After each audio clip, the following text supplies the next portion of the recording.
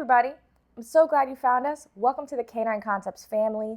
This video is going to help you and your dog have a better relationship. We hope you enjoy. If you do, please subscribe, like, comment. We look forward to talking to you. Hi guys, welcome to Canine Concepts orientation video. We are so excited for you to be here with us. Hi, I'm Bill Campbell. I started Canine Concepts in '98. We've been doing this a long time. Roughly 13,000 dogs have come through the Canine Concepts programs. We train dogs for dog sports. All of our trainers here show their dogs in competitions and events of different kinds. I was fortunate enough to win a national championship one time, and we have several people here who compete on national levels with dog sports, and AKC obedience trials and agility competitions. We're into this dog thing in a real way. Trainers here have all been through training with us and then came in through apprenticeship or volunteer programs where they learned their business. This is Kirsten here with me. She started 12, 13 years ago with a Rottweiler named Thor as a customer. Didn't know anything. Now she knows a lot. She runs the board train programs here. She oversees a whole bunch of stuff that's going on, and probably the best board trainer in the country. I've been here going on 13 years, started with my own personal dog, and then it just took off from there. There's just so much to learn from every dog that you work with, and I myself have trained 5 or 6 dogs, my personal dogs here, probably more now since I've added some in the past few years, and then of course all the dogs that we've run through our board and train program and that I've overseen from my trainers. Besides that, we also do aggressive dog training. We're one of many, but specialize in that in our area. Since COVID, you see an uprise in dogs having aggressive or reactivity issues. So it's definitely something that we're helping our customers to help and manage and eliminate. Besides that, the next most popular thing is puppies. Everybody gets a puppy. Puppies are a wonderful thing, but can have some annoying habits that they do. So we're here to guide you and help you along with that process, as well as all of our other dogs that are right in that adult stage. So that would be all the other dogs from ages 5 months on that are looking to just get better obedience with their dogs. And the aggressive rehab, of course, I don't know how many hundreds, if not thousands of dogs we've accomplished just that, kept that needle out of their leg. But those are the most important things we do. The rest of the stuff, competitions and shows and all, we do all of that stuff, but that's not what it's really all about here. What it's really all about is saving the lives of dogs. And if we can train them, if we can bring them into our world, or into your world, in a way that's good for the dog and the people, if we can set up a structure for that dog to live by, then that dog's got a real good chance of living to old age and not being a problem for you or themselves. We're going to be going over a lot of good stuff today to kind of foster your relationship with your dog. What we truly believe is that there's no bad dogs. There's just puzzles we haven't figured out yet, and we're here to help you unravel that knot that you've got and to figure out that communication that you need to be able to clearly have the relationship that you desire. No bad dogs, sometimes bad owners. You've invited an animal into your home, and in order to make that a good thing for you and for the animal, dog, that you've invited into your home, you've got to learn how to communicate with them, and you've got to understand that you are not dealing with another human being, that you're dealing with an animal. It's a dog, and by breed, whatever the breed's characteristics are kind of play into what goes on with how you need to communicate with your dog.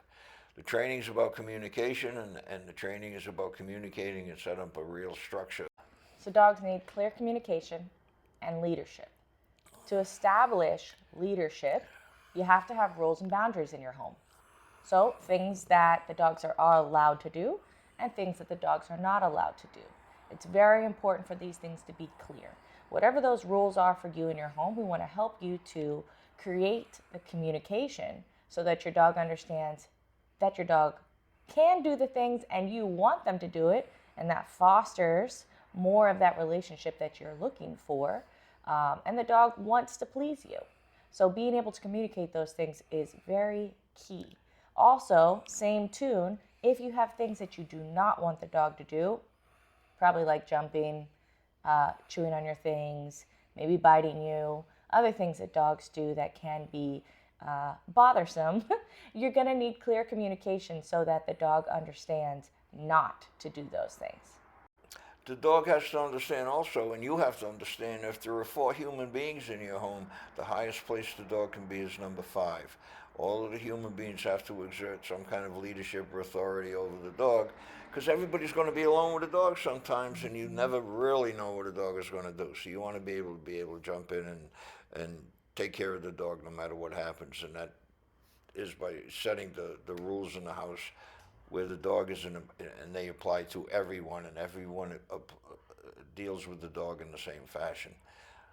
That's that's what the dog's really looking for. That's what the dog really needs to survive in a human world.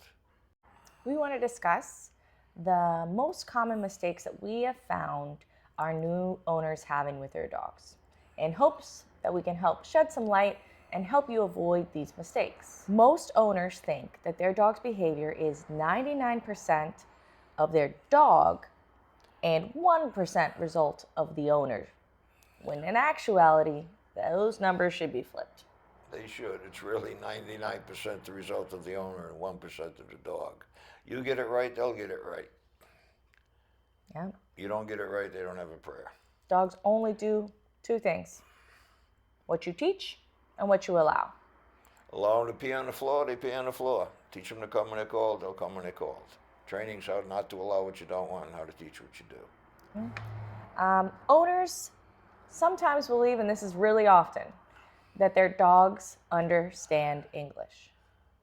Your dog doesn't understand English. German, Navajo, or Swahili. Your dog speaks bow wow. We've got to reach them on their level. Right? So if you're trying to communicate with your dog in the way that you communicate with, say, Bill and I are communicating in full sentences, I would say the dogs don't quite understand it. So it's important that we create a communication that's very clear and not like long-winded, because they'll probably tune out on us. And the attention span is short. Yes, yes. The owner asks and takes advice from other pet owners that have no idea about the training they're doing. Everybody knows this guy, right? I've had dogs all my life. I know everything about dogs. I started messing with these dogs seriously in '76, started Canine Concepts in '98. Sometimes I don't think I know a thing about my own dog. Uncle Henry and George is on the street. Do they know what's going on? Most likely not. It's important to surround yourself with people who are accredited. They have years in this.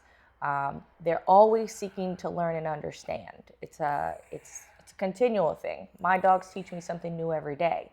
There's a lot out there on the internet. You'll see there's plenty of dog trainers. There are a lot of good dog trainers. There's a lot of good methods. There's many ways to do this. There's not just one. So, only thing that we would suggest is that if you start with us, complete it with us. Take all the steps through the process to complete it and see what you can get out of our product. We are highly confident because thousands of owners have come through our program every single year, and we've saved hundreds to thousands of dogs' lives for what we do right here. We know this works. Take the time with us, go through the process, and we can make sure that you'll be able to do this. The people that are going to be helping you are doing this every day with real live dogs and real live owners in real life situations. The big deal is don't bounce around here with other things you see online. Some of it may be good and some of it may not be, but your dog needs a consistent picture. And the consistent picture we're going to help you provide is going to get it done for your dog. Another big one. The owner repeats the command multiple times, like a record on repeat, like Rover, sit, Rover, sit, Rover, sit. I'm guessing Rover heard you and he's ignoring you, right? It's important not to just keep repeating the command, because then sit becomes sit, Rover, sit, Rover, sit, Rover, sit. It becomes this multiple thing that the dog's going to listen on the 5th time and not the 1st. It is key that we're creating this communication that is clear, direct, and you expect them to listen the first time, and not this droning thing that you can just tune out and ignore. The owner yells louder, believing the dog will then understand better. Whisper, scream, the dog should respond the same. Realistically, they do not. What we're going to get, I believe, is an emotional, excited dog if we give the dog an emotional, excited communication. It rubs off on them. Yeah, I don't respond well to being yelled at. Do you, Bill? Sometimes I become damn obstinate about that. Right. So when you're communicating with your dog, it's important to be a leader that you would want to follow, right? Which means you're clear, you're calm, and you're consistent. Your communication should never be extreme emotions, yelling, screaming, angry, pointed finger at them like this. Like, why? Nobody wants that. If you think of all the best leaders that you've had in your life, they were calm, they were kind, and they were very clear and direct with what they were asking you to do. Be like that for your dog, too. The owner allows the dog to ignore a command. You say it, dog understands it, dog's got to do it. Or you open up a Pandora's box with a dog of maybe, sometimes, perhaps, next week, Tuesday I'll do that, or Thursday, maybe if you got a cookie, I'll do it right now, and some more crap. Yes and no for the dog, black and white for the dog. No gray areas, no maybe, sometimes, and perhaps. So that means not puppies, of course, because they don't actually understand it yet. We're talking about older dogs that know the word you're asking them to do, and they ignore you. And maybe we're out in a public place and we might feel a little embarrassed, so we pet our dog and say, oh, it's okay, buddy. In all actuality, it's not. Following through and having your dog complete what you ask them to do is going to be more impactful on their life than taking them ignoring your command. So the most important thing to do if they ignore your command, continue forward. Ask them to do it. Follow through, like Bill said. Have them do those things. And you know, it's always going to be the same for the dog. All right? It's yes and no, black and white. There can be no gray area. All right? Your dog can jump on you or cannot. Your dog can get on the couch or cannot. My dog jumps on me. I get footprints on me. I don't care. This is what I do, okay? But sometimes if I'm going out to eat, I got to dress a little different. I put an old jacket on before I let the dogs out. Jump on me, get me dirty. That's cool. I forget the jacket, they jump on me and get me dirty. I don't yell at the dog, I change my shirt. The dog, this is something the dog's allowed to do. The dog doesn't know it's Saturday afternoon, you're planting flowers in the backyard, mud and mulch and dirt all over you, and now everything's cool. The dog can slap at you, paw at you, can roll around the muck with the dog. Tomorrow night, you're going to Grandpa's birthday, you dress for the occasion, dog got poop on his foot. Don't get mad at the dog. You know, this is something you allow him to do. Absolutely. I think you make a good point with this, don't get mad at the dog. So things that dogs naturally do, it's important to recognize that, like peeing, biting, jumping. These are all natural to dogs' behavior. So if a dog is exhibiting this, it's important not to have that extreme emotional response because it's very natural if your puppy is chewing on you, biting at you, barking at you. Now, as they become older, these behaviors might become worse and louder and maybe more troublesome. But still responding with that emotional response, it's important to kind of limit it because some dogs feed off of it.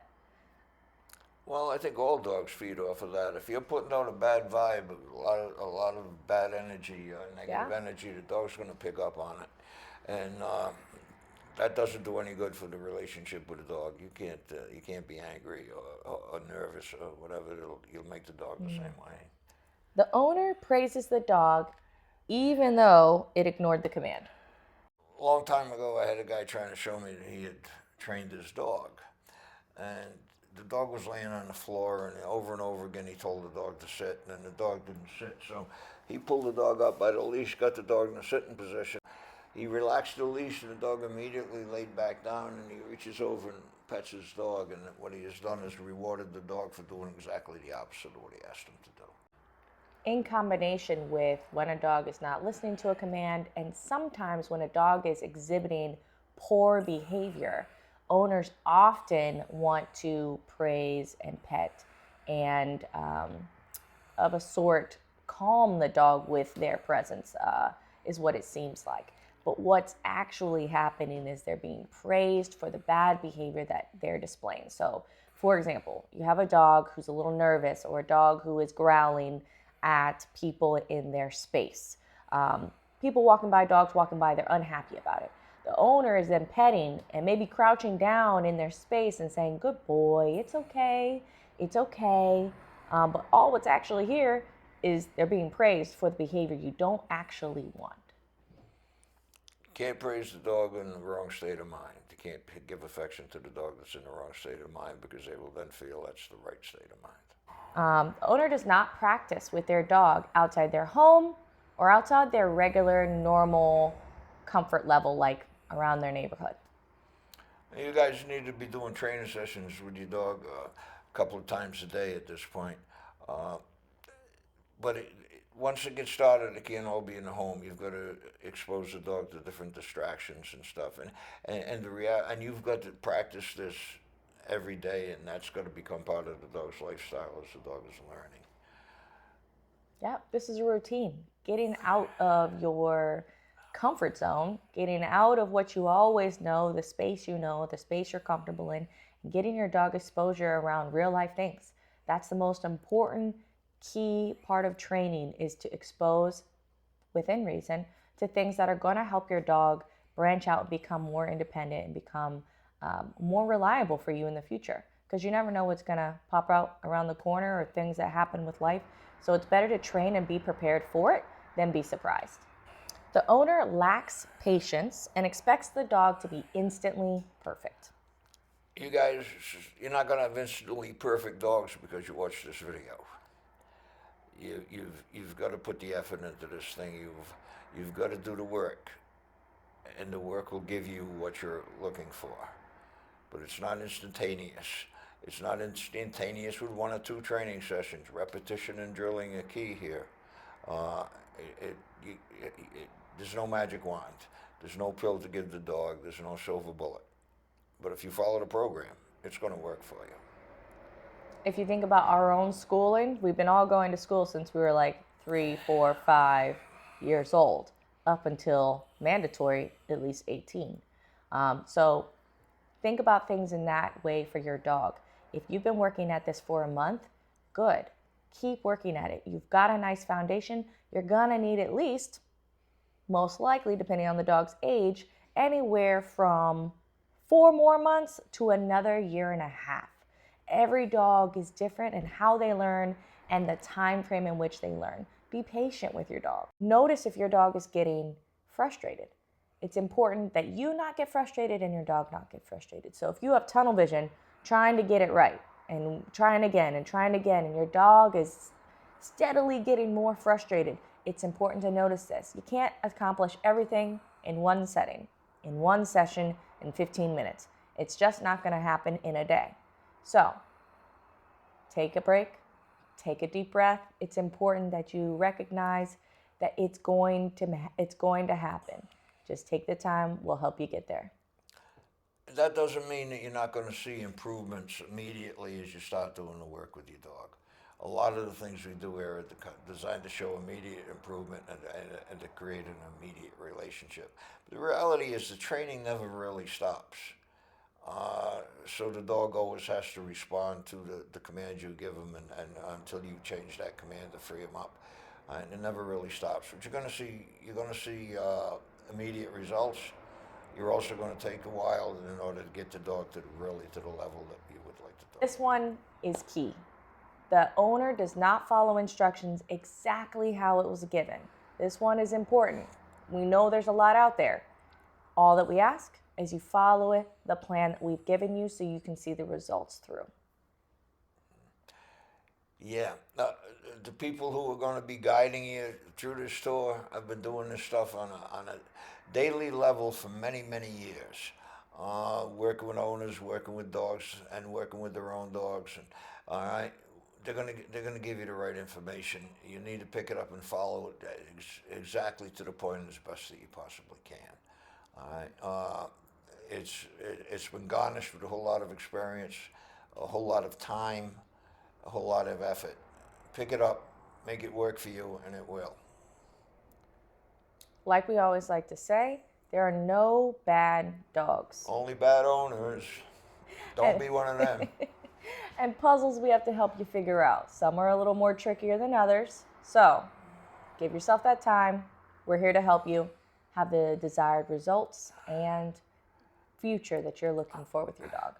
Hey, and enjoy the trip. It's really fun doing this, and there's nothing I know in life that's better when the dog gets it. 100%. We look forward to seeing your results. We're super excited, and we have many more videos, more to come. Congratulations on making it to the end. We hope you enjoyed our video. If you like our content, remember to subscribe, like, comment. Also, if you are looking for more videos like this one, look in the link below. We have many more courses for you to be able to join. If you found this information helpful, go check out our other educational courses. It's going to take you through step by step so you can do this inside your own home. Everything that we're going to teach you, we break down into bite-sized pieces so that you can manage it and get a final result that gets you the same thing that we have here, a trained dog. At the end of the day, we want you to be able to communicate with your dog effectively so that whether they're on leash, off leash, in your yard, people around, dogs around, that you are able to get your dog to do what you're asking them to do.